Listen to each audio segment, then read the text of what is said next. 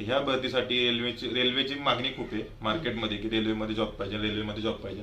जवळजवळ 1.5 कोटी लोकांनी फॉर्म भरला होता. 1.5 कोटी लोकांमधनं 35,000चा हा रेशो तुम्हीच बघा काय असेल, म्हणजे किती सिलेक्शन व्हायला खूप अवघड आहे. त्यासाठी प्रयत्न केले, पण ते पण म्हणजे सांगत होते की आम्ही 8 तास अभ्यास करायचो, 10 तास अभ्यास करायचो असे सांगत होते. पण त्यातले बरेच जण सक्सेस झाले नाही, किंबहुना त्यातले अनसक्सेस बी झाले. तर मग तू किती वेळ अभ्यास करायचा, ती स्ट्रॅटेजी कशी फॉलो करायचं? असं म्हणायला गेलं तर अभ्यासाला काही लिमिट नसतं. जेव्हा गव्हर्नमेंटच्या एक्झाम मध्ये येतो तेव्हा लिमिट नसतं. पण सुरुवातीला मी जॉब पण करायचो, त्यामुळे माझा हार्डली 4 ते 5 तास अभ्यास व्हायचा. कसंही टाइम करून ऍडजस्ट करून कामाला गेलो तरी मी न्यूज बघायचो. रेल्वे या एक्झाम द्यायला तुम्हाला स्पीड खूप इम्पॉर्टंट आहे. रेल्वेची एक्झाम द्यायला एसएससी द्या, रेल्वे द्या, नाही तर कुठली एक्झाम. मुंबई झोन मधनं 14 लाख फॉर्म. मुंबई झोन मध्ये वॅकन्सी होते 3,000 वॅकन्सी होते आणि 14 लाख फॉर्म आले. त्यामध्ये पण स्टेशन मास्टरच्या वॅकन्सी होत्या 365, कमर्शियल अप्रेंटिसच्या वॅकन्सी होत्या 17.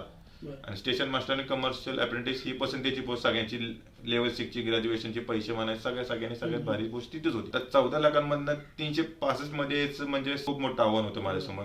365 मध्ये यायचं. मग मी विचार केला हळूहळू काय करावं लागेल, काय इम्प्रुव्हमेंट करावं लागेल. मी मॉक टेस्ट द्यायचो. मॉक टेस्ट असतात वेगवेगळ्या ऍपवर मॉक टेस्ट भेटतात. काय मध्ये म्हणजे एकदम त्याचं केबिन, त्याचं केबिन त्याचे जे आहे ते लोणावळ्यामध्ये. तुम्ही गेलाय का तिथे? हो, मी गेले होते लोणावळ्यात. केबिन सगळं बघितलं तुम्ही? हो, खूप समाधान. नावाची पाठी बघितलं, काय वाटलं? पहिले आनंद अश्रू म्हणजे तिथं पण तुम्हाला थोडस? हो, तिथं पण गेल्यानंतर सगळ्यांनी खूप कौतुक केलं. सगळ्यात तो जरा स्टेशन मार्गस्तर मध्ये तो लहान आहे, तिथे सगळ्यात लहान आहे, प्रजुत लहान आहे सगळ्यांना. नमस्कार मंडळी, मुक्काम पोस्ट या आपल्या लाडक्या युट्यूब चॅनल मध्ये मी ओमकार तुम्हा सगळ्यांचं खूप खूप स्वागत करतो. यश ते असंच मिळत नसतं, त्यासाठी खूप संघर्ष करावा लागतो. आणि या संघर्षातूनच त्यांनी जे पद मिळवलंय ते खरं तर कौतुकास्पद आहे. तो स्टेशन मास्तर या पदावरती रुजू झालाय. तो स्टेशन मास्टर कसा बनला, किंवा त्या बनण्यामागची कशी प्रोसेस होती, त्यातून त्याचा जो संघर्ष होता, किंवा त्याने अभ्यास कसा केला, या सगळ्यातून तो स्टेशन मास्टर पर्यंत या पदापर्यंत कसा पोहोचला, याबद्दल आपण त्याशी बोलणार आहोत. तर त्या तरुणाचं नाव आहे प्रज्योत जयवंत घोणे. तुझं आमच्या मुक्काम पोस्ट या युट्यूब चॅनल मध्ये खूप खूप स्वागत. नमस्कार. मी सांगितल्याप्रमाणे की यश हे असंच कुणाला मिळत नसतं, त्यासाठी खूप संघर्ष करावा लागतो. तर तू कशा पद्धतीनं म्हणजे आता या स्टेशन मास्टर पदापर्यंत आता तू पोहोचलाय. तू आता लोणावळ्याच्या इथं वर्किंग मध्ये पण आहे, पण याच्या मागची नेमकी स्टोरी कशी होती त्याबद्दल आम्हाला सांग. स्टोरी म्हणजे बेसिकली आपण दोघं तर एकाच वर्गात होतो. 1ली ते 10वी पर्यंत माझं 1ली ते 7वी पर्यंत माझं शिक्षण मराठी मीडियम मध्ये झालं. 7वी नंतर 8वी मध्ये एक सेमी इंग्लिशचा फॅड आलतं. मग सेमी इंग्लिश मध्ये आपण ऍडमिशन घेतलं होतं. मग 8वी ते 10वी पर्यंत माझं सेमी इंग्लिश पर्यंत शिक्षण झालं. 10वी पर्यंत थोडं मी चांगलं होतो अभ्यासात, थोडाफार माझं चांगलं होतं अभ्यासात, चांगले मार्क पण येत होते. त्यानंतर 11th-12th केलं मी. 11th-12th सासवडला केलं. पुरंदर हायस्कूल म्हणून कॉलेज आहे सासवडला, चांगलं कॉलेज आहे. तिथे मी माझं 11th-12th केलं. 12thला पण चांगले मार्क्स आले मला. मग त्यानंतर मी ठरवलं इंजिनिअरिंग या क्षेत्रात वळावं, कारण इंजिनिअरिंग क्षेत्रात त्यावेळेस खूप मागणी होती, जॉब वगैरे. मग त्यानंतर मी पुण्यामध्ये गेलो. इंजिनिअरिंगला AICMS IOIT म्हणून कॉलेज आहे, तिथं इन्स्ट्रुमेंटेशन अँड कंट्रोल नावाचा कोर्स निवडला मी. मग त्यामध्ये मी 4 वर्षाचा इंजिनिअरिंग BE केलं. BE मध्ये पासआउट झालो. पासआउट नंतर प्रत्येकाची इच्छा असते की पासआउट झाल्यानंतर एक जॉब भेटावा. त्यानंतर मी जवळजवळ 1.5 वर्ष जॉब केलाय. ही तर माझी सुरुवातीची परिस्थिती. मग तिथून तुला असं काय वाटलं की बाबा आता आपण शासकीय नोकरी करावी किंवा त्यासाठी प्रयत्न करावे, कारण खूप स्पर्धा आहे. जर आत्ताच्या घडीला आपण बघितलं तर खूप म्हणजे स्पर्धेचंच एवढी आहे, आणि याच्यामध्ये आपल्या टिकावं लागणं, त्याच्यातून आपल्याला एवढी मोठी पोस्ट खरं तर मिळणं ही सोपी गोष्ट नाहीये. मग ती कशी तू मेहनत कशी केली, किंवा तिथून मग पुढची सुरुवात कशी झाली? मेहनत करण्यामागे माझा यश म्हणावं लागेल तर पहिल्यांदा गोष्ट माझी आई आणि वडील. दुसरं माझ्या आई आणि वडीलच म्हणायला लागेल. त्यानंतर मी पहिल्यापासून मॅथ्स मध्ये खूप चांगलं होतो. आणि मी तुला आठवत असेल तर मी NMS नावाची एक्झाम होती, स्कॉलरशिप एक्झाम होती. ती 24,000 समथिंग स्कॉलरशिप होती. 2010 साली ती एक्झाम झाली. आम्हाला बेलदार सर म्हणून आपल्याला, त्यांनी माझा फॉर्म भरला होता. 100 रुपये फॉर्म फी होती. ती एक्झाम मी अशी एवढ्या तयारी न करता पण माझी ती क्रॅक झाली. त्यावेळेसपासून मला मॅथ्स या विषयावर चांगला कल होता. मॅथ्स नंतर मी 10वी मध्ये पण मला मॅथ्समध्ये चांगले मार्क आहेत, 12thला पण चांगले मार्क आहेत. आणि BE मध्ये पण थ्रूआउट मी एअरपोर्टला पण माझा ड्रॉप नाही वगैरे नाही. मॅथ्समध्ये चांगलेच पहिल्यापासून होतं. मी नंतर 2018 कॉलेज पासआउट झालो, मी डिग्री पासआउट झालो. 2 महिन्यानंतर मला जॉब लागला होता हिक्विजन कंपनीमध्ये. हिक्विजन कॅमेराची कंपनी, तिथं जॉब लागला होता. टेक सपोर्टचा जॉब होता. तो जॉब असा होता की आम्हाला कॉल यायचे, त्या कॉलवरनं फक्त समोरच्याला सोल्युशन प्रोव्हाइड करायचं कॅमेऱ्याचं. हिकविजन कॅमेऱ्याची कंपनी आहे, ते कॅमेरे कसे प्रोव्हाइड करतात, कसे कुठे कुठे लावतात, त्यानुसार त्यांना सोल्युशन, जर काही दिक्कत आली त्यामध्ये तर त्यांना सोल्युशन प्रोव्हाइड करायचं होतं. तो जॉब असा होता, मी माझ्या आत्याकडे राहिलो. जवळजवळ सुरुवातीला मी माझे 1 वर्षभर 2 वर्ष आत्याकडे राहिलो. जॉब करायचो मी वाशीवरनं जायचो, कोपर खरण्यावरनं जायचो बोरिवलीला. त्या जॉबमध्ये सकाळी मला 5:30ला उठायला लागायचं. मी निघायचो घरातनं 6:30ला, 6:45ला. 5:45वरनं वाशीवरनं ट्रेन पकडायचो आणि डायरेक्ट बोरिवली जायचो. बोरिवली जायला मला 9:15 व्हायचे. 9:30 वाजता माझं काम सुरू व्हायचं. मला जवळजवळ प्रवासात जायलाच मला 2.25-2.5 तास लागायचे. 9:30 वाजता झालं, 9:30-10 वाजतापर्यंत काम सुरू व्हायचं. माझा ब्रेक व्हायचा, म्हणजे काम सुटायचं 6 वाजता. 6 वाजतापर्यंत बाहेर यायचो. 6:30ला मला ट्रेन पकडायची. 6:30 वाजता ट्रेन पकडून मी घरी यायचो 9:30 वाजेपर्यंत. आता या पूर्ण शेड्यूलमध्ये मला खेळायला टाइम भेटला नाही. मी पहिल्यापासून क्रिकेटमध्ये खूप चांगला आहे खेळायला, आणि मला खेळायला वगैरे टाइमच भेटत नव्हता. आणि मी खूप फ्रस्ट्रेट झालो या कामापुढं. ते सारखंच काम काम काम आणि काम करतोय होतच नव्हतं माझ्याकडनं. मग शेवटी एक ऍड आली जेईची, ज्युनियर इंजिनियर म्हणून रेल्वेची ऍड आली जेईची. मी किती कुठल्या सालातली गोष्ट? 2019 सालातली गोष्ट आहे.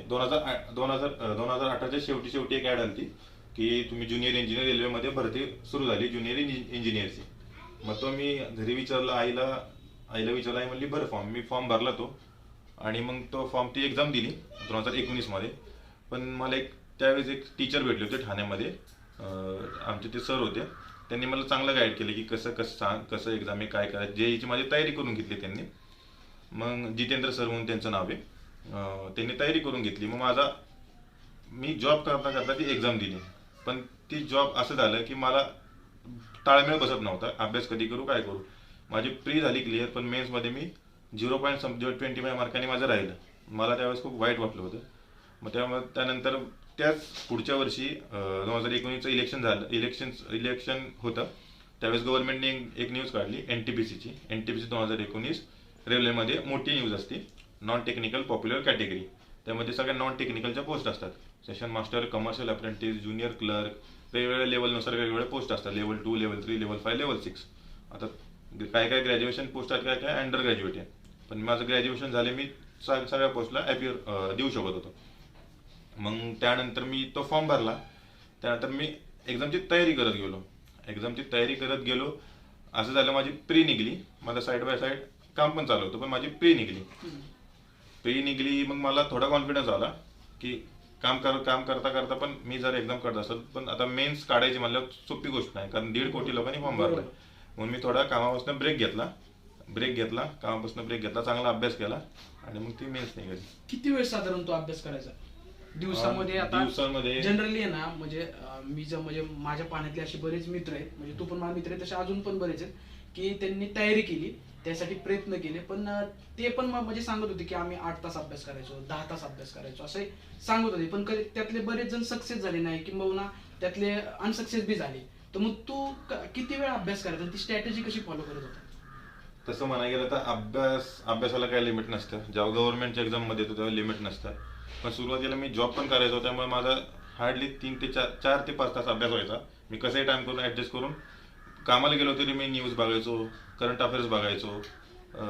माझं सायन्सचं लुसेंटचं बुक सगळ्यांनाच माहीत असतं, ते लुसेंटचं बुक चाळत राहायचो. NCERT डाउनलोड केलं त्या मोबाईलमध्ये, काय हवं ती गोष्ट मोबाईलमध्ये डाउनलोड करून ठेवली होती.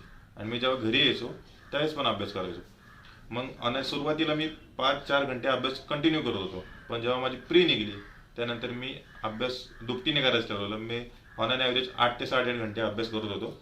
माझ्या आत्याच्या घरी मी एक रूम भेटली होती मला, माझ्या आत्याच्या इथं राहत होतो मी 8.5 घंटे तिथं ऑन अन ॲव्हरेज करायचा होता अभ्यास कंटिन्यू. 8.5 घंटे जेव्हा प्री निघली त्यानंतर मी 8.5 घंटे कंटिन्यू अभ्यास करायला लागलो.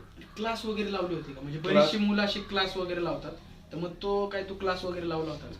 ह्या NTP साठी मी क्लास लावला नाही, कारण जेव्हा मला माहिती होती की माझं रिझनिंग आणि ऍप्टिट्यूड हे स्ट्रॉंग आहे, आणि NTPC एक्झाम अशी आहे तुम्हाला ज्याचं रिझनिंग आणि मॅथ्स स्ट्रॉंग असेल तो या रेसमध्ये जिंकणारच. मला माझ्या स्वतः कॉन्फिडन्स होता पहिल्यापासूनच की माझं मॅथ्स आणि रिझनिंग चांगलंच आहे. त्यामुळे मी क्लासकडे गेलो नाही. मी टोटल अभ्यास केला युट्यूबवरनं. अजून काय दुसरी माध्यमे असतील, म्हणजे अनअकॅडमीचे क्लासेस असतील, वायफाय स्टडी असेल, अड्डा 247 सगळे जे आता टॉपचे सध्या प्रोव्हाइड करता येते रेल्वेचे एक्झामला तुम्हाला कंटेंट देतात ते त्यांचे सगळे ॲप डाउनलोड केले होते. कोणता एक ॲप नव्हता, कोणता एक स्पेसिफिक ॲप नव्हता माझ्याकडे सगळे ॲप होते. टेक्स्टबुक तर सगळ्यांना माहितीच असेल जे रेल्वेची तयारी करतात. टेक्स्टबुक असेल, अनअकॅडमी असेल, अजून अड्डा 247 असेल, हे सगळे ॲप माझ्याकडे पहिल्यापासूनच होते. त्याच्यावर अशी ही एक गोष्ट आहे काही लोकांना माहिती नाही की त्या ॲपवर फ्री कंटेंट पण असतो आणि फ्री मॉक टेस्ट पण असतात. जे लोकांना भरपूर लोकांना माझे जे मित्र करतात त्यांना माहितीच नाही. ते कोर्सेस घेतात, परचेस करतात आणि ते त्यामध्येच गुंतून बसतात. मी काय करायचो, फ्री कंटेंटचा जे मला जेवढं फ्री भेटत तेवढं मी तिकडे जायचो. आणि त्यानंतर प्रत्येक क्लास झाले की ते PDF इश्यू करतात. म्हणजे ह्या क्लासची PDF, आता समजा एक मॅथचा क्लास घेतलाय, साहिल खंडेलवाल होता, अभिनय शर्मा होते, असे मोठे सर होते. मी त्यांचे क्लासेस करायचो. मग त्यांचा क्लास 1 तासात झाला की ते एक PDF टाकायचे. मग त्या क्लास अगोदरच मी ती PDF डाउनलोड करायचो. समजा उद्याचा क्लास, आजचा क्लास झाला, मी ती पहिली PDF उद्या बघण्याच्या अगोदर मी ती PDF डाउनलोड करणार. मी ते सगळे सोल्युशन मी माझ्या परीने सोडवणार सगळं. आणि मला ज्यातला जो क्वेश्चन अडत तो क्वेश्चन मी त्या व्हिडिओवर जाऊन बघायचो. यामध्ये एक बेनिफिट असा असायचा की माझं 1 तासाचं ड्युरेशन मी 5 मिनिटं आणायचो, 10 मिनिटं आणायचो. कारण क्वेश्चन तेच रिपीट होतात. आता आजकालचे पोरं काय करतात, त्यांना माहिती असतं हाच क्वेश्चन आहे, पण तो 1 तासाच्या व्हिडिओमध्ये अर्धा तास तर टाइमपासच होतो आणि अर्धा तास तर त्यातच वाया जातो. पण मी तो वेळ वाचवण्यासाठी मी फक्त जो क्वेश्चन मला आवडला तोच क्वेश्चनवर मी तर ॲपला पुढे घ्यायचो, त्या व्हिडिओला पुढे घ्यायचो. तो क्वेश्चन कसा सोडवतो तेवढं बघायचो, विषय सोडून द्यायचो. त्यामुळे माझे असा टाइम पण वाचला आणि होत गेलं. म्हणजे माझी स्पीड वाढत गेली. कारण रेल्वे ह्या एक्झाम द्यायला तुम्हाला स्पीड खूप इम्पॉर्टंट आहे. रेल्वेची एक्झाम द्यायला, SSC द्या, रेल्वे द्या, नाही तर कुठली एक्झाम द्या. आता तू जी दिली ती नेमकी किती हजारांची भरती होती आणि किती जणांनी पोरांनी अप्लाय केलं, तुझ्या त्या सगळ्यातून तुझं सिलेक्शन कसं झालं? ही भरती जेव्हा 2019ला फेब्रुवारीला ही जाहिरात आली, मार्च एंडिंगला जाहिरात आली. 2019च्या मार्च एंडिंगला ही जाहिरात आली. NTPC 2019 ची ऍड आली. ह्या भरतीमध्ये total all over India 35,228 something figure होतं. टोटल पोस्टचं लेवल 2, लेवल 3, लेवल 5, लेवल 6 मिळून 35,228. तर ह्या भरतीसाठी रेल्वेची मागणी खूप आहे मार्केटमध्ये की रेल्वेमध्ये जॉब पाहिजे. जवळजवळ 1.5 कोटी लोकांनी फॉर्म भरला होता. 1.5 कोटी लोकांनी फॉर्म भरला होता. मग 1.5 कोटी लोकांमधनं 35,000चा हा रेशो तुम्हीच बघा काय असेल. म्हणजे किती सिलेक्शन व्हायला खूप अवघड आहे. पण ह्याचं एक बेनिफिट असं होतं की तुम्हाला रेल्वेचं बेनिफिट असं आहे की तुम्हाला तुमचा आवडता झोन तुम्ही सिलेक्ट करू शकता. समजा मी महाराष्ट्रात राहतो, रेल्वेचे 18 झोन आहेत ऑल ओव्हर इंडिया. मुंबई आहे, बिलासपूर आहे, अजमेर आहे, भुवनेश्वर आहे, असे वेगवेगळे 18 झोन आहेत. आता मी महाराष्ट्रात राहतो, मला मुंबई झोन पाहिजे. कारण मला महाराष्ट्रामध्येच पोस्टिंग आली होती. म्हणून मी मुंबई झोनला फॉर्म भरला. तुम्ही ज्या झोनमधनं फॉर्म भरताय त्या झोनमधनं तुमचं सिलेक्शन होणार. त्या एका झोनमधनंच तुम्ही सगळ्या एक्झाम देणार, हे रेल्वेने कन्फर्म केलं होतं. मग त्यानुसार झोन डिवाइड झाले. आपल्या मुंबई झोनमधनं जवळजवळ 14 लाख फॉर्म आले. मुंबई झोनमधनं 14 लाख फॉर्म आले. मुंबई झोनमध्ये वॅकन्सी होते 3,000 वॅकन्सी होते आणि 14 लाख फॉर्म आले. त्यामध्ये पण स्टेशन मास्टरच्या वॅकन्सी होत्या 365 आणि कमर्शियल अप्रेंटिसच्या वॅकन्सी होत्या 17. आणि स्टेशन मास्टर आणि कमर्शियल अप्रेंटिस ही पसंतीची पोस्ट सगळ्यांची, लेवल 6ची ग्रॅज्युएशनचे पैसे म्हणायचे सगळ्यांनी सगळ्यात भारी गोष्ट तिथेच होती. आता 14 लाखांमधनं 365 मध्ये यायचं म्हणजे खूप मोठं आव्हान होतं माझ्यासमोर. 365 मध्ये यायचं. मग मी विचार केला हळूहळू काय करावं लागेल, काय इम्प्रूव्हमेंट करावं लागेल. मी मॉक टेस्ट द्यायचो. मॉक टेस्ट असतात, वेगवेगळ्या ॲपवर मॉक टेस्ट भेटतात. त्यामध्ये माझा रँक चांगला यायचा, पण माझं पर्सेंटाईल 98-97 मध्ये असायचं. आता हे जर रिझल्ट कधी लागला आणि मला ते पहिले सांग की रिझल्ट तुला कसं समजला, ती पहिली गोष्ट तुला कशी कळली, मग ते कसं पुढे झालं, म्हणजे घरी कसं सांगितलं? रिझल्ट मला ते ॲन्सर केलं की झाली 2 महिन्यात ॲन्सर केली. पण माझ्या पेपरच्या डिफिकल्टीनुसार मला माहिती होतं माझे 69चे मार्क कमीत कमी 20. माझ्या सरने विचारलं होतं मी 20 ते 21 मार्क वाढणार. सर पण बोलले होते. ते अप्रॉक्सिमेटली 22 मार्क वाढले, 91 मार्क मला पडले. आणि आपला कट ऑफ तर खूप ओपनचा तर 70च कट ऑफ गेला, मला 91 मार्क पडली होती. आणि मी जेव्हा प्री क्वालिफाय केलं, प्रीचा आन्सर केले, तेव्हाच मला कळलं होतं की होऊन जाईल, म्हणजे प्री होऊन जाईल आरामात. मेन्सच्या तयारीला लागावं. प्री नंतर ना प्रीचा तुला निकाल कळला, त्याच्यानंतर मग मेन्स साठी तू कसं प्रिपरेशन केलं, मग मेन्सचा निकाल कधी लागला? प्री नंतर प्रीचा निकाल लागला समथिंग फेब्रुवारी 2022ला का 22ला फेब्रुवारी 2022ला हा निकाल लागलाय. म्हणजे मी 1 मार्च 2021 ला एक्झाम दिली. नाही प्रीचा 1 मार्च 2021 ला एक्झाम दिली. निकाल लागलाय फेब्रुवारी महिन्यात 2022 ला फेब्रुवारी महिन्यात. जवळ खूप वेळ लागला त्या प्रीचा. आणि नंतर मेन्स त्यांनी लगेच पटकन घेतली कारण 2019 ची भरती 2021-22 पर्यंत जाते म्हणल्यावर सगळेच बराच काळ चालला होता. 2022 फेब्रुवारी जानेवारी आय थिंक लागला होता निकाल. आणि पण माझी मेन्सची प्रिपरेशन चालू होती. मला माहिती होती मेन्स माझी समथिंग जुलै महिन्यात झाली आणि मेन्सचा लगेच ऑगस्ट महिन्यात माझा रिझल्ट लागला 2022 ला. तुला पोस्टिंग कधी? पोस्टिंग मला आठवते. पोस्टिंग मला आता माझी 18 ऑक्टोबरला माझी मेडिकल झाली. 18 ऑक्टोबर 2022 ला मला मेडिकल झाली. 11 जानेवारी 2023 ला मला रेल्वेचं एक लेटर आलं, मेलवर आलं आणि माझी आत्या तिथे सगळं मेन्शन होतं तुमचे हे डॉक्युमेंट घेऊन या वगैरे. माझं नाव होतं लिस्ट मध्ये, प्रॉपर लिस्ट मध्ये नाव होतं. त्या विश्वास बसला का तुला की माझंच नाव आहे? तुला कॉन्फिडन्स होता? मला पहिल्यापासून माझ्या आईला पण विचारा, मला पहिल्यापासून कॉन्फिडन्स होता की कुठली ना कुठली तरी पोस्ट मला भेटणार आहे. पण असं होतं की बरेच जण असं मुलाखत देताना सांगतात की मी नाव बघितलं पण मला असं विश्वास बसला की माझं नाव खरंच झालंय सिलेक्शन. तसं तुला वाटलं का? हाच प्रश्न म्हणजे की तुला कॉन्फिडन्स होता की माझं सिलेक्शन होणार आहे स्टेशन मास्टर नाही तर कुठल्या तरी पोस्टला माझ्या मार्क्स वरनं तर मला वाटलं होतं. कारण एवढे कट ऑफ जात नाही रेल्वेचे. कारण कॉम्पिटिशनच एवढी असती. महाराष्ट्रात एवढी कॉम्पिटिशन झाली. मुंबई झोन मधनं कॉम्पिटिशन कट ऑफ तेवढा पार करणार होता. मी ओपनचा कट ऑफ जवळजवळ पार केला कारण मी एससी होतो. मला एवढी गॅरंटी आली माझं होणारच. तू आता ह्याचं श्रेय कुणाला देशील? सर्वात जास्त श्रेय कुणाला देशील? तुझं तर तुझी ती मेहनत आहे की तू तेवढा अभ्यास केला, तू ते अभ्यास करून एवढं सगळं म्हणजे तिथपर्यंत पोहोचला. पण याच्या मागचं श्रेय कुणाला सर्वात जास्त देशील? सगळ्यात पहिल्यांदा माझे आई वडील मेहनत मला पहिल्यापासून सपोर्ट केला. मी त्यांना सांगितलं नव्हतं की मी जॉब सोडतोय, तरी पण मी जॉब सोडला. माझ्यावर कॉन्फिडन्स दाखवला, हा करल, सोडू द्या, नाही करत तर नाही करत. कारण एखाद्या सामान्य फॅमिलीमधनं जर मी जॉब करत असेल, जॉब सोडायचं खूप डिफिकल्ट होतं. त्यानंतर माझे मित्र मैत्रिणी खूप आहेत असे की त्यांनी मला सपोर्ट केला. माझ्या मित्र म्हणाय गेले तर असेल तर सूरज पवार आहे, ओंकार देशमाने, माझे तेजस आहे, अजून माझ्या पुण्याचा कृष्णा म्हणून मित्र आहे, बरोबर आहे, मैत्रीण माझी. आणि मैत्रीण म्हणाय गेलं तर माझी बहीण आहे. तिने मला सतत माझ्यावर फोकस करायची, काय चालू आहे काय. अजून स्नेहल म्हणून माझी मैत्रीण आहे, प्रिया म्हणून माझी मैत्रीण, त्यांनी खूप सपोर्ट केला मला. हे मित्र वगैरे होते. ते लेटर ज्यावेळेस मी व्हॉट्सअपला पण स्टेटसला बघितलं होतं की तू ते लेटर घेऊन घरी आलाय, मग आईला ते हे केलं वाटतं, ते स्टेटसला तू ठेवलं होतं. मग त्यावेळेस तू आईला सांगितलं किंवा वडिलांना सांगितलं, त्यावेळेस काय भावना होत्या त्यांच्या? वडिलांच्या माझ्याकडे ते व्हिडिओ आहे. मी ते व्हिडिओ माझ्या आयुष्यात कधी विसरू शकत नाही. ते व्हिडिओ मी तसंच ठेवणार आहे. माझ्या इंस्टाग्रामला पण आहे आणि माझ्याकडे पण ते. त्यांना माझे वडील कधी रडले नव्हते, पण त्या दिवशी माझे वडील माझ्यासमोर रडले जेव्हा मी पोस्ट काढली. तेव्हा माझे वडील सुखच आनंदाचे अश्रू होते ते, पण रडले माझ्या. म्हणजे पहिल्यांदा मला असं वाटलं की काहीतरी मी लाईफ मध्ये केलंय, काहीतरी करून दाखवले. आणि मग आता मला एक अजून विचारायचं की आता इथपर्यंत तू आलाय, स्टेशन मास्टर पर्यंत गेलाय, तर इथून पुढे काय तुझं म्हणजे युपीएससी? सगळ्यात महत्वाचं माझं दुसरं पैसे माझी आत्या होती. मी विसरलो सांगायचं.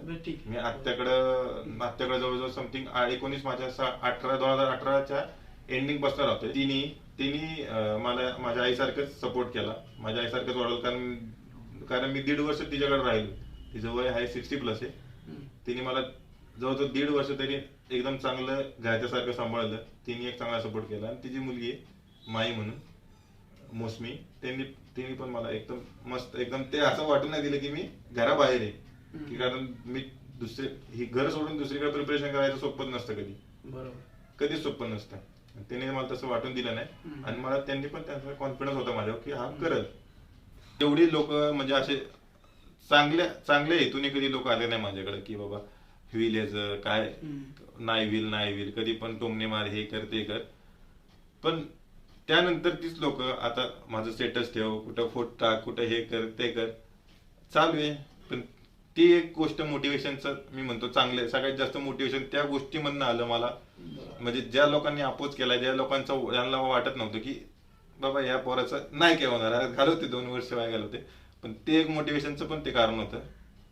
उलट चांगली गोष्ट होती की त्यांनी अपोज केला. माझे मित्र पण होते काय काय त्यातले, ठीक आहे चांगलं वाटते उलट त्यांनी हे केलं, त्यामुळे मी जिद्दीने अजून अभ्यास केला आणि ती ही पोस्ट काढली. मग आता पुढे काय, आता इथपर्यंत थांबणार आहे का, आता काय UPSC किंवा तसं काय तुझ्या डोक्यात आहे का? तसा सध्या तरी माझ्या डोक्यात प्लॅन नाहीये, कारण माझं आता सध्याकडे लक्ष डिपार्टमेंट एक्झाम द्यायची, त्यातच करायचंय. UPSC मध्ये सुरुवातीला वाटत होतं करावं, पण सध्या आता जो मौसम मी धरला होता 19 ते 22 मध्ये, जे मला इच्छा होती करायची, अभ्यास करायची, कारण मला काहीतरी मिळवायचं होतं, अचीव करायचं होतं, पण ती आता इच्छा नाही राहिली माझ्यात. किती किती किती कोणी म्हणले UPSC कर, आहे तुझ्याकडे तेवढं पोटेन्शियल आहे वगैरे, कर, अजून टाइम आहे, 27 वय 26 वय, पण माझी इच्छा होत नाही अभ्यास करायची. पण मी डिपार्टमेंटचा अभ्यास चालू ठेवलाय, म्हणजे डिपार्टमेंट मध्ये ऑपॉर्च्युनिटी भरपूर आहे. क्रिकेटचं ते मिळतं का तुला खेळायला? क्रिकेट तिथं रेल्वेमध्ये भरपूर खेळायला भेटतं. आता क्रिकेटची आमची टुर्नामेंट पण आहे पुढच्या महिन्यातच, RPL रेल्वे प्रीमियर लीग लोणावळ्यामध्ये मोठ्या ग्राउंडवर. क्रिकेटमध्ये कंटिन्यू खेळायला भेटतं रेल्वेमध्ये तुम्हाला सगळ्या सुखसुविधा आहेत. रेल्वेचा जॉब त्यासाठी डिमांडवर आहे. बरोबर. पहिली ट्रेनिंग कुठे सुरुवात झाली आणि तिथं ट्रेनिंगचा काय अनुभव होता? ट्रेनिंगला माझं सिलेक्शन झालं त्यावेळेस ट्रेनिंगला मी गेलो. पहिल्यांदा आमचं रेल्वेचं कॉलेज आहे, ZRTI म्हणून, झोनल रेल्वे इन्स्टिट्यूट भुसावळला. तिथं सगळं स्टेशन मास्टरची आपल्या ह्या साईडच्या म्हणजे Mumbai central railway, western railway, south central railway वाल्यांची ट्रेनिंग तिथं होती. भरपूर मोठं कॉलेज आहे, एका वेळेस 1500 लोक तिथं शिक्षण घेऊ शकतात. इन्स्टिट्यूट एवढं मोठं इन्स्टिट्यूट आहे. मग तिथं मी गेलो. आय थिंक माझा कोर्स सुरू झाला 15 मे ते 29 ऑगस्ट माझा कोर्स होता. 15 मेला मी तिथं गेलो. मग तिथं त्यांचा बेसिक 3 महिन्याचा कोर्स असतो. त्यामुळे सगळं ऍज अ स्टेशन मास्टर तुम्ही काय करायचंय, कसं राहायचं, ते सगळं बेसिक ते ऍडव्हान्स सगळं शिकवतात तिथं. तुमची फील्ड ट्रेनिंग पण होती, सगळं ए टू. स्टेशन मास्टर या पोस्टचं काय महत्व आहे थोडक्यात फक्त सांग की नेमकं काय महत्व आहे आणि किती क्रिटिकल जॉब आहे? माझं एवढंच म्हणणं आहे की स्टेशन मास्टर नाही तर रेल्वे चालणार नाही. कारण स्टेशन मास्टरच्या हातातच सिग्नल आहे, रूट सेट करायचे, ट्रॅक सेट करायचे, सगळं स्टेशन मॅनेज करायचं. जर स्टेशन मास्टर गेला नाही तर रेल्वे चालणार नाही. कुठलं पण स्टेशन असू, जर स्टेशन मास्टर नसेल तिथं तर रेल्वे चालणार नाही. रेल्वे थांबणार जागेवर. कारण लोको पायलटला सिग्नल आम्ही देणार आहे. लोको पायलट जो स्टेशन रेल्वेचा ड्रायव्हर असतो तो विदाउट सिग्नल शिवाय पुढे जात नाही, आणि त्याला सिग्नल द्यायचं काम आमचं आहे. त्याशिवाय तर होणारच नाही. हे सिंपल स्टेशन मास्टरचं वर्क आहे. खरं तर आता प्रज्योतने आपल्याला त्याचं सगळं जे स्ट्रगल आहे किंवा त्याची जी अभ्यासाची पद्धत आहे, परत त्याचं जे सिलेक्शन कसं झालं, एकूण या सगळ्या प्रवासाबद्दल त्यांनी आपल्याशी दिलखुलास अशी मुलाखत दिलेली आहे. तर याच्या मागचं श्रेय त्यांनी त्याच्या आई वडिलांना दिले. तर त्याच्या आई सोबत आता आपण बोलणार आहोत. आज आपण प्रज्योतशी दिलखुलास मुलाखत त्याची घेतली आहे. तर त्यांनी जे श्रेय आहे त्याच्या आई वडिलांना दिले, तर त्याची आई आपल्या सोबत आहे. तर आईंना काय वाटतंय मुलाबद्दल त्यांच्याकडून आपण जाणून घेणार आहोत. आई, तुमचं आमच्या मुक्काम पोस्ट युट्यूब चॅनलमध्ये खूप खूप स्वागत. मला पहिल्यांदा हे सांगा की आता इतकं जे काय त्यांनी हे केलंय, कमवलंय, म्हणजे कमवलंच म्हणावं लागेल त्याला, कारण ती अशीच गोष्ट कुणाला मिळत नसते, बरोबर आहे ना? मग ती जी पद त्याला मिळाले, तुम्हाला कसं वाटतं आता या क्षणाला? काय वाटतं? खूप समाधान, खूप आनंद, खूपच भारी. म्हणजे इतकं त्यांनी स्ट्रगल वगैरे सगळं करून इथपर्यंत तो गेलाय. खरं तर ही गोष्ट म्हणजे तुमच्या आता डोळे खरं तर पाणावलेत, आणि ती होणारच आहे. कारण प्रत्येक आई वडिलांना म्हणजे ते आनंदाचे अश्रू आहेत. खरं तर त्यांचं थोडस डोळ्यातनं पाणी येते, आनंदाचे अश्रू आहेत. आणि कसं आहे ना की असं ही गोष्ट मिळत नसते. काय वाटतं आता? काय नाही, पजून एवढं म्हणजे छान आमचं एवढं कष्टाचं फळ आम्हाला दिलं. पहिल्यापासून त्याची जिद्द होती, काहीतरी करून दाखवायचं. आणि आमच्या दोघांचा त्याच्यावर खूप विश्वास होता की पजू हे नक्की काहीतरी करणार. फक्त त्याची एकच इच्छा होती, तो जॉबला होता तेव्हापासून. म्हणजे बोलण्यात प्रत्येक वेळेस आई मला गव्हर्नमेंटमध्ये काहीतरी करायचं मध्ये जरा करोनाचा काळ आला, तो जरा मुंबईवरनं इकडे बोलवला त्याला. त्याच्या काळात त्यांनी ती फॉर्म वगैरे भरला. त्याच्याने आम्ही त्याच्या मागे कायम होतो की तू जे करशील ते. कारण विश्वासच तेवढा होता की हा नक्की आपलं नाव उज्ज्वल करणार, ह्याचा पूर्ण आम्हाला दोघांना विश्वास होता. ते त्यांनी आमचं सार्थक केलं. आणि खरंच माणसाकडे संपत्ती नसली तरी चालेल, शिक्षण ही अशी बाजू आहे ना की जगातली सगळ्यात मोठी संपत्ती ती. आणि प्रत्येक आई वडिलांनी आपल्या मुलांना खूप शिकवावं. तीच खरी प्रॉपर्टी. काही नसलं तरी चालेल, पण शिक्षणामुळे माणसाकडे सगळं काय येतं, सगळं काय येतं. आता जो आमच्याकडे, आता आम्ही मागे पण आमचा सत्कार झाला प्रत्येक वेळेस. आता आमच्याकडे बोलण्याची प्रत्येक पाहुण्यांचा आता इथे याच्यात झाला, ते रवी जोशी म्हणनी केला होता. कडीपठार क्लबमध्ये तिथे बरं. त्यांच्या हस्ते त्यांचे झाला. आपले आमदार होते संजय जगताप होते वगैरे, त्यांच्या हस्ते झालं. म्हणजे पजूमुळे आमचं आणखीन थोडक्यात मुलामुळे आपलं नाव खूप आणि कुठेही गेलं तरी खूप स्टेशन मास्टर चाई म्हणून, म्हणजे सहज कुठल्याही दुकानात गेलं तरी अरे वा आल्या स्टेशन मास्टरची खूप आनंद वाटतो या गोष्टीचा.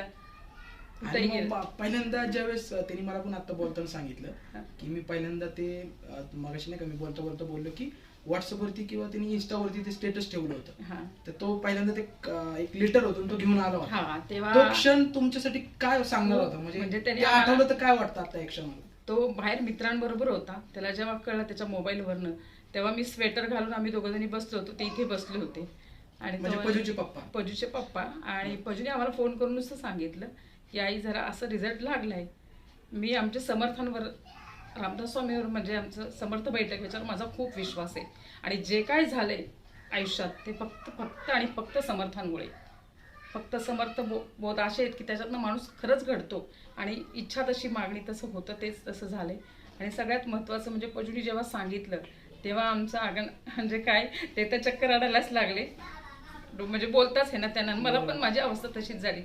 पण त्यांनी एक व्हिडिओ क्लिप केला त्याच्यावर, म्हणजे आमच्या पोळातनंच मागच्या साईडने चालू होता. मी इतकी त्याला मिठ्या मारल्या आणि एवढं आम्ही रडलो होतो त्या क्षणाला, आनंदाचे अश्रू होते ते. पजूने आमचं कल्याण म्हणजे खूपच छान झालं आमचं आयुष्यात. आणि तिघं मग त्यावेळेस काय म्हणजे सेलिब्रेशन कसं केलं? आता तुम्ही खरं तर रडताय करते, आता साहजिक आई वडील असल्यावरती रडायला येणार. तुम्ही सेलिब्रेशन कसं केलं? त्याला आम्ही म्हणलो, तुम्हाला म्हणलं चल जर आपण कुठेतरी, तो म्हणला नाही आपण फक्त तिघं एकत्र बसू, जेवण घरात कुठे नाही गेलं, फक्त त्या आठवणी. त्यांनी जो अभ्यास केला, माझं सगळ्यांचे फोन म्हणजे लगेच तिची त्याची बहीण वैभवी तिला फोन वगैरे, त्याच्या मेवण्यांचे फोन, मग तिच्या सासऱ्यांचे सासूचे, मग सगळ्यांचे म्हणजे फोन चालू झाले. त्याच्यामुळे हाच खरं सेलिब्रेशनचा काळ झाला आमचा आनंदाचे. तू खूप छान झालं, खूप छान झालं. मग कुठे गेलो, मग दुसऱ्या दिवशी मात्र आम्ही हॉटेलमध्ये जेवायला गेलो तिघजणी. आता आम्ही दोघं ते एकत्रच होतो, आमची सगळी मित्र ती सगळी एकत्रच होते लहानपणापासूनच. त्याचं कसं एकूण राहिलेलं आहे म्हणजे मित्रांपेक्षा आता आम्ही सगळी लहानपणापासून परिस्थिती म्हणजे दोन्ही मुलं असल्यामुळे वैभवी जर आमची वेगळी होती, पण पजू मात्र परिस्थितीला लहानपणापासून जाणूनच होता. पजूला जास्त त्रास कधी हट्टीपणा नाही, जसं असेल तसं ऍडजस्टमेंट हे पजूकडे जास्तच आहे. खूप म्हणजे खूपच आहे. वैभवीकडे ते आमच्या कमी, पण पजूकडे समाधान. कधीच कुठल्या गोष्टीचा हट्ट नाही, कुणाची स्पर्धा कधी पजूनी केली नाही की हे असे आपण तसं, कधीच नाही. फक्त त्याची कायम तो विचारत असायचा, कायम त्याची जिद्द असायची की आई आपण काहीतरी करायचं, होईल होईल आई, आणि सतत म्हणायचं हो करू आपण, होईल सगळं. आपल्या सहज दोघांची चर्चा असली तरी सतत त्याच्या विचार, त्याचे प्रोजेक्टचे खूपच आमच्या भारी, म्हणजे पॉझिटिव्ह पण जास्त खूप म्हणजे सतत. मला उलट नसतं झालं तर पहिली गोष्ट काय वाटलं नाही, पहिली गोष्ट माझा विश्वास संपूर्ण होता पजूवर. पजू करणार याची आम्हाला 100% गॅरंटी होती त्यांना आणि मला, आमच्या आम्हाला. त्याच्यामुळे पजू करू दे. मग कधी हा विचार मला केलेलाच नाहीये की पजू ह्याच्यात नाही होणार, कारण तो कुठेही जाणार तिथं पेरून म्हणजे लात मारत पाणी काढणार, म्हणजे ते सोनच आहे आमच्या. एक प्रोजेक्ट आमचं हे सोनच आहे, त्याच्याबद्दल हेच नाही. पजू याची मला 100% गॅरंटी होतीच.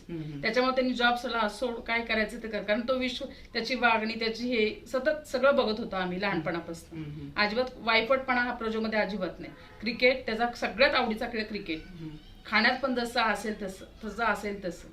आता इथून मागची जी परिस्थिती ना, आत्ताची परिस्थिती म्हणजे प्रज्वलचं स्टेशन मास्तर इथपर्यंत जाण्याच्या अगोदर आणि आता काय बदल झालाय, काय वाटतंय? आता जास्त समाधान वाटतंय मला, म्हणजे मी जाडी पण होत चालले त्याच्यामुळं. कारण शांत झोप लागते, टेन्शन नसतं. प्रोजेक्ट उंच याच्यावर चढलेला आहे आता, आणि ती पूर्ण ह्याच्या पुढच्या पण तो परीक्षा आणखी पासून आणखीन वेगळा काहीतरी, म्हणजे ह्याच रेल्वेमध्येच तो ह्याच्यापेक्षा आणखीन वेगळे त्याचे जे आहे त्यात ते टेमवर्क करून अभ्यास करून तो पुढे 100 नाही 200% जाणार. ते तुम्ही फोन चालवणं, त्यांच्यावर फक्त विश्वास ठेवा, त्यांना सतत प्रोत्साहन द्या की तू हे कर, तुला हे आवडतं का. आणि सगळ्यात महत्वाची गोष्ट, जे ते आवडते त्यांना विषय, क्रिकेट असो, मॅच असो, किंवा आता आमच्या वैभवीचं का होईना, तिला इंजिनिअरिंग करायचं, तिला ते करायचं होतं ग्राफिकमध्ये, हा तू कर. ह्या मुलांना जे आवडे ना ते आपल्या हॉबीज, त्यांच्या हे महत्वाचं आहे. लादू नका, त्यांना जे पाहिजे ते करू द्या. फक्त तुमचा सपोर्ट कायम त्यांच्या पाठीवर हात फिरवा. बाळा कायम त्यांना समजून घ्या, त्यांना वेळ द्या आणि त्यांना फक्त मार्गदर्शन करत राहा. बाकी जास्त त्यांच्यामध्ये त्यांच्या आधीच आयुष्याची लई काय करू काय नाही याच्यामुळे ते चाललेलं असतं. आपण फक्त तू करशील त्याचा माझा विश्वास आहे, तू चांगलं कर, ही भूमिका कायम आपली ठेवली की ते मुलंही जास्त पुढे जातात आणि त्यांची प्रगती होते. जेजुरीतल्या इथल्या लोकांनी काय म्हणजे प्रज्योत बद्दल काय बोलले, घरी येऊन शुभेच्छा वगैरे दिल्या? हो, खूप काय? म्हणजे शुभेच्छा प्रमाणाच्या बाहेर. दुसऱ्या दिवशी म्हणजे मी त्याच्या जेव्हा याचं सिलेक्शन झालं जानेवारीमध्ये, संक्रांतीचा हळदीकुंकू खुड्यांचं सगळीकडेच इतकं छान भारी, प्रत्येक हातात हात घेऊनच म्हणजे खाली मित्रांनी त्याच्या पोस्टर लावलं, त्याच्या बहिणीचं चाललं होतं, त्याच्या चुलत भावांचं चाललं होतं पोस्टर हे करायचं, पण ऑलरेडी त्याच्या सगळ्या मित्रांनी खाली पोस्टर चौकामध्ये लावलं होतं. इथे येऊन काय प्रज्योत काय बोलले? नाही, त्याच्या सगळ्या मित्रांनी खूप मोठं म्हणजे खूप मुलांनी त्याचा सपोर्ट, त्याच्या मित्रांनी, त्याच्या तूही होता बाळा, त्याच्या सपोर्टिंगला. कारण म्हणजे सगळे मित्र पण खरंच खूप, मैत्री जर चांगली असेल ना तर खरंच मुलांची ग्रोथ होते, काही कमी पडत नाही. मैत्रीचा हक्कच तो, अधिकार असतो की जेणेकरून सतत आम्ही तुझ्या बरोबर रे, तू कर रे हे. त्यांनी सगळ्यांनी त्याला म्हणजे शॉल सत्कार आणून सगळ्यांनी फोटो करून आमचे फोटो काढले, सगळी त्याची गँग होती, खूप मजा आली. एकदम आता एकदम असं समाधान वाटते. हो, सांगते काय मी, आता जाडी झाली त्याच्यावरून तू ओळख कर माझी, जर तब्येत वाढली नाही, पण आता इतकी शांत झोपले की मला जे पजूला व्हायचं होतं ते समर्थांनी दिलं आणि त्याचा तो सक्सेसफुल झाला, ही सगळ्यात मोठी. म्हणजे आता झोपल्या झोपल्या शांत झोप लागते. पहिलं तरी तो अभ्यास टेन्शन यायचं, कसं व्हायचं, कारण गव्हर्नमेंटच्या एक्झाम आहे, आपण ऐकतोय कसं हे होणार आहे, कसं करणार. त्यात रेल्वेचा हा विभाग आमचा कुणाचाच नाही. माझ्या माहेरी पण कोण रेल्वेमध्ये नाही आणि सासरमध्ये पण नाहीये, पण हा रेल्वेचं करतो. कारण थोडी तरी माहिती मिळाली तर समजतं बाबा काय चाललंय काय. किंवा आता आमचे धीर मंगेश भाऊजी कोण कोण आहेत बँकेत वगैरे, बाबा कसं आहे काय, आपण त्यांना विचारू शकतो. किंवा आमचे मोठे मोठे सगळे आमचे इंजिनियर वगैरे बरेच आहेत, त्याचे चुलते वगैरे सगळे. पण ह्याने एकदमच वेगळी दिशा निवडल्यामुळं मला थोडंसं टेन्शनच होतं की कसं काय हे रेल्वेचं. आणि हा एकटं जात तिथं, म्हणजे कसं कुणाच्या वशिला वगैरे हा प्रकार काहीच नाहीये.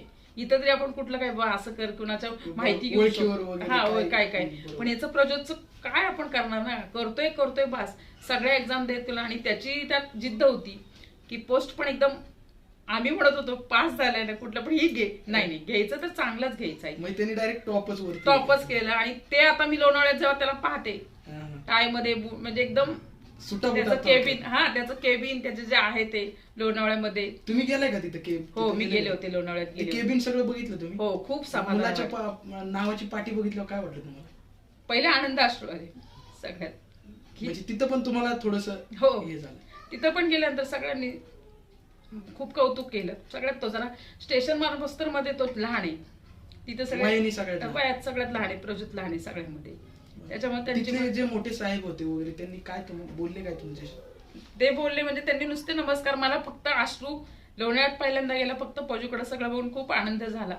त्याच्यामुळे माझे शब्दच नव्हते की एवढं त्याचं केबिन एकट्याचं, त्याच्या पुढे ते समोर ते सगळे बटणं दाबायचं, ते सगळं बघून खूप समाधान वाटलं. त्याची ती खुर्ची, त्याचा तो व्हाईट ड्रेस, लाल टाय, बूट, सगळंच एकदम. आणि प्रज्योतच्या हाताखालची माणसं बघून तर एकदमच एकदम प्रसन्न. खूपच समर्थांना मनापासून धन्यवाद की खूपच सगळं समर्थांमुळेच झालं हे, बाकी काय नाही. खंडेरायाच्या चरणी हेच आहे की उत्तरोत्तर त्याची प्रगती हो आणि आणखीन तो पुढे जाव, एवढंच आहे इच्छा. थँक्यू तुम्ही आमच्याशी मनापासून बोलल्याबद्दल.